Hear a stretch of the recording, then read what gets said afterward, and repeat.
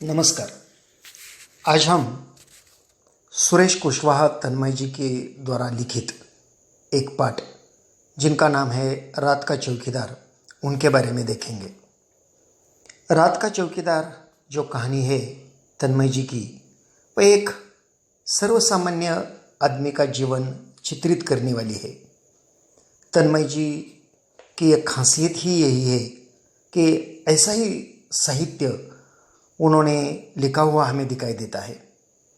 तन्मय जी कवि लेखक के रूप में प्रसिद्ध तो है ही, उनकी रचनाएं विभिन्न पत्र पत्रिकाओं में छपती रहती है। उनका जन्म जबलपुर जो मध्य प्रदेश में हुआ था, एक कवि लेखक के रूप में प्रसिद्ध है। इनकी रचनाएं विभिन्न पत्र पत्रिकाओं में छपती रहती। अक्षरदीप जलाएं, बाल कविता संग्रह, छोटू का दर्द, एक कहानी संग्रह, शेष कुशल है, काव्य संग्रह आदि उनकी प्रमुख कृतियां हैं।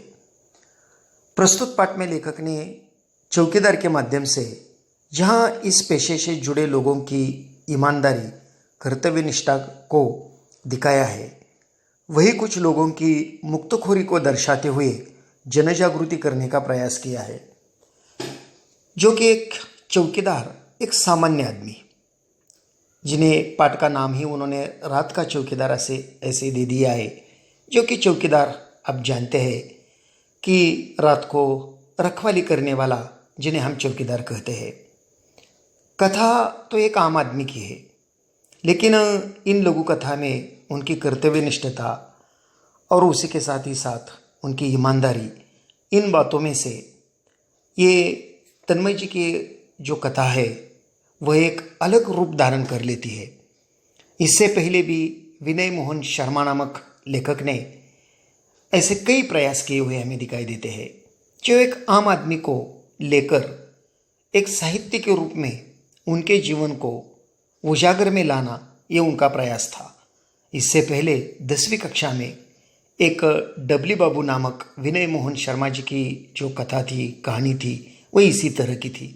जो कि एक डबली बाबू जो एक बगीचा का काम करने वाला बागबान, लेकिन किस तरह अपना कर्तव्य निभाता है और जीवन के अंतिम क्षण तक, ये उन्होंने उस कहानी के द्वारा बताया था। विनय मोहन शर्मा जी ने पुराने 8वीं के सिलेबस में भी एक ऐसी एक कहानी लिखी थी कि जो एक आम आदमी का प्रतिनिधित्व करती थी, और जिन कहानी का नाम था बदलू धोबी। एक कपड़े धोने वाला सामान्य आदमी, लेकिन फिर भी अपने संस्कार, अपने परिवारों के रीति रिवाज को किस तरह मानता है, ये बताने का प्रयास किया था। ठीक उसी तरह तन्मय जी ने रात का चौकीदार इस पाठ के माध्यम से एक आम आदमी जो एक सामान्य काम करता रहता है, लेकिन काम उनका कितना भी छोटा क्यों ना हो, लेकिन समाज के लिए वह कितना महत्वपूर्ण है, ये बताने का प्रयास। और ये काम करते वक्त उनके बीच में जो भी कोई ईमानदारी है, कर्तव्यनिष्ठता है, उन 2 गुणों को उन्होंने उजागर में लाने का प्रयास किया है। उन्होंने लिखा है कि दिसंबर जनवरी की हाड़ कांपती ठंड हो, झमझमा बरसती वर्षा या उमस भरी गर्मी की रातें, हर मौसम में रात 12 बजे के बाद चौकीदार नाम यह निरह प्राणी सड़क पर लाठी ठोकते, सीटी बजाते, हमें सचेत करते हुए कॉलोनी में रात भर चक्कर लगाते रोज सुनाई पड़ता है। हर महीने की तरह पहली तारीख को हल्के से गेट बजाकर खड़ा हो जाता है। साहब जी, पैसे? कितने पैसे? वो उससे पूछता है। साहब जी, 1 रुपया, रोज के हिसाब से महीने के 30 रुपये। आपको तो मालूम ही है। अच्छा, एक बात बताओ बहादुर, महीने में तुम्हें कितने घरों से पैसे मिल जाते हैं? साहब जी, ये पक्का नहीं है, कभी 60 घर से, कभी 50 से, 30 त्यौहार पर बाकी घरों से भी कभी कुछ मिल जाता है। इतने में ठीक ठाक गुजारा हो जाता है हमारा। पर कॉलोनी में तो 100-125 से भी अधिक घर है, फिर इतने कम क्यों? तो फिर तुम उनके घर के सामने सीटी बजाकर चौकसी रखते हो कि नहीं? उसने पूछा। हाँ साहब जी, चौकसी रखना तो मेरी जिम्मेदारी है, मैं केवल पैसे के लिए ही काम नहीं करता, फिर उनकी चौकसी रखना और ज़रूरी हो जाता है। भगवान नहीं करे यदि उनके घर चोरी वोरी की घटनाएं हो जाए तो पुलिस तो फिर हमसे पूछेगी ना, और वे भी हम पर झूठा आरोप लगा सकते हैं कि पैसे नहीं देते इसलिए चौकीदार ने ही चोरी करवा दी। ऐसा पहले मेरे साथ हो चुका है साहब जी। अच्छा, ये बताओ, रात में अकेले घूमते तुम्हें डर नहीं लगता? डर क्यों नहीं लगता साहब जी? दुनिया में जितने जिंदे जीव हैं सबको किसी न किसी से डर लगता है। बड़े आदमी को डर लगता है तो फिर हम तो बहुत छोटे आदमी हैं। कई बार नशे पत्ते वाले और गुंडे बदमाशों से मारपीट भी हो जाती है। शरीफ दिखने वाले लोगों से झिड़कियाँ, धुतकार और धौंस मिलना तो रोज की बात है। अच्छा बहादुर, सोते कब हो तुम? फिर वही प्रश्न करता है। तो इसी तरह एक सामान्य चौकीदार को लेकर तन्मय जी ने इस कहानी के माध्यम से समाज में ऐसे भी कई लोग हैं जिन्हें और कुछ कमाना नहीं है, बस अपना पेट भर सके, बस इतना ही कमा सकते हैं। लेकिन ये करते वक्त अपनी ईमानदारी और अपनी कर्तव्य निष्ठता से वह हमेशा अपने साथ रखते हैं। एक चौकीदार जो एक दिसंबर जनवरी की काफ़ी ठंडी हो, कभी वर्षा हो या उमस भरी कभी गर्मी भी हो, हर रात हर मौसम में वह जो कि रात के 12 बजे के बाद जो कि एक चौकीदार नाम से हम उन्हें पुकारते रहते, वो एक निरीह प्राणी एक सड़क पर लाठी ठोकते हुए, कभी सीटी बजाते हुए, हमें सचेत करते हुए कॉलोनी में रात भर चक्कर लगाते हमें रोज़ सुनाई पड़ता है। वैसे तो इतना जान पहचानने वाला वह हमारा आदमी नहीं होता है, लेकिन हम भरोसा रखते हैं उस पर जरूर और निश्चिंत सो जाते हैं कि चलो चौकीदार तो है। बस हमें उनकी याद रात के समय ही होती है। बाद में वो दिन भर कहाँ रहता है, क्या खाता है, किस तरह उनका जीवन होता है, इनके बारे में हमें कोई लेन देन नहीं है। काम छोटा है लेकिन काम कितना महत्वपूर्ण है यह तभी हमें पता चलता है कि एकाध रात जब वह चौकीदार की सिट्टी ना बजी हो, ना उनकी लाठी की आवाज़ सुनाई हो। इसी तरह वह काम करता रहता है। हर महीने की एक महीना भर वह काम करता रहता। हर महीने की तरह पहली तारीख को वह हर एक घर के, उन सोसाइटी के, उन इलाके के हर एक के गेट को वह हल्के से अपनी लाठी बजाता रहता है। गेट के सामने खड़ा हो जाता है, बड़ी विनम्रता से वह पुकारता रहता है, साहब जी पैसे। तो जो कोई लोग उन्हें जानते हैं वह लाकर देते हैं, उनका काम जो जानते हैं, उनके काम का महत्व जो जानते हैं तो जरूर दे देते हैं। लेकिन कई ऐसे भी होते हैं कि किसी कारण न होते हुए भी उनके बारे में और कई पूछताछ करते रहते हैं। उन्हें तो मालूम होता है कि आदमी कौन है, क्यों पैसे मांग रहा है। वो तो कोई भीख मांगा नहीं है जो मुफ्त में आपको पैसे मांग रहा है, लेकिन फिर भी उन्हें और कई सवाल पूछकर उन्हें परेशान कर देते हैं।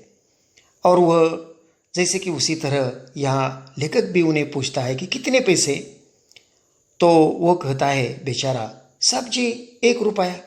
रोज़ के हिसाब से अगर आप महीने का हिसाब लगाएंगे तो 30 रुपये हो जाएंगे। आपको तो मालूम ही है। बस इतना अपेक्षा उनकी तो है, वह कितनी सी छोटी सी है।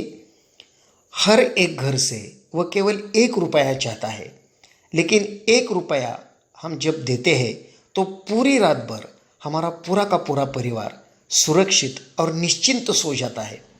तो उनके आगे 1 रुपये का मूल्य कितना है। लेकिन फिर भी लेखक उन्हें परेशान कर देता है और उन्हें और कई सवाल पूछता है।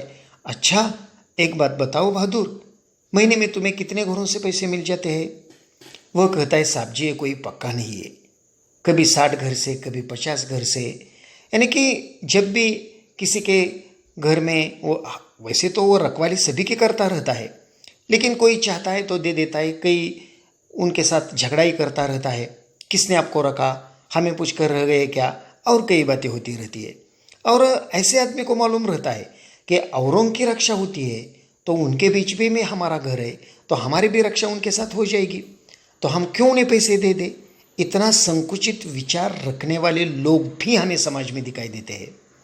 वो उन्हें कहता है कि साहब जी ये पक्का नहीं, कभी 60 घर से, कभी 50 से, अगर कोई तीज त्यौहार पर बाकी घरों से भी कुछ मिल जाता है, इतने में ठीक ठाक गुजारा हो जाता है हमारा।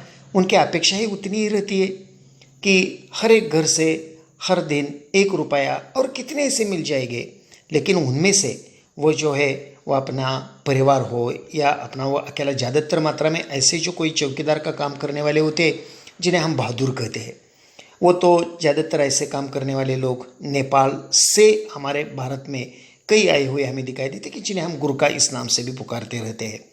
वो अकेले ही आदमी यहाँ रहते हैं, छोटा सा कमरा कहीं तो लेते हैं किराए पर, वो उन पर अपना खाना अपने हाथों से बनाते रहते हैं, किसी सोसाइटी में जाकर वो काम करते रहते हैं, उनमें से जो कुछ मिलता है खुद के लिए रखते हैं, बाकी अपना गांव भेजते रहते हैं, और एक समाधान उनके मन में रहता है जरूर, और इसलिए वो कहता है कि ठीक ठाक गुजारा हो जाता है हमारा। तो फिर उन्हें ये सवाल, पर कॉलोनी में तो 125 से भी अधिक घर है, फिर इतने कम क्यों? अब इनका तो कोई जवाब उनके पास है ही नहीं है। रक्षा तो वो सबकी करता रहता है, लेकिन महीना हो जाने के बाद 1 महीना भर वो उनके काम से ही वह निश्चिंत रह जाते हैं, लेकिन जब पैसे देने का वक्त आता है तो लोग जो है वो लोग उन्हें पैसे नहीं दे देते। तो एक कॉलोनी में वहाँ 100-125 मकान है, लेकिन फिर भी देने वाले केवल 50% है, केवल 50-60 ही परिवार के लोग उन्हें पैसे दे देते हैं। तो अब ऐसे क्यों? तो इनका जवाब वो बेचारा क्या देगा? तो फिर भी वो कहता है, तो फिर तुम इनके घर के सामने सीटी बजाकर चौकसी रखते हो कि नहीं? उनसे पूछा, तब वो कहता है कि हाँ साहब जी, चौकसी रखना तो मेरी जिम्मेदारी है, मैं केवल पैसे के लिए काम नहीं करता। तो देखो, एक मामूली सा आदमी, लेकिन विचार कितने बड़े हैं। वह कहता है, मैं केवल पैसे के लिए काम नहीं करता, काम किया तो उनका दाम तो मिलता ही रहता है, ये तो दुनिया का नियम है, लेकिन फिर भी केवल पैसे के लिए काम ऐसे नहीं है।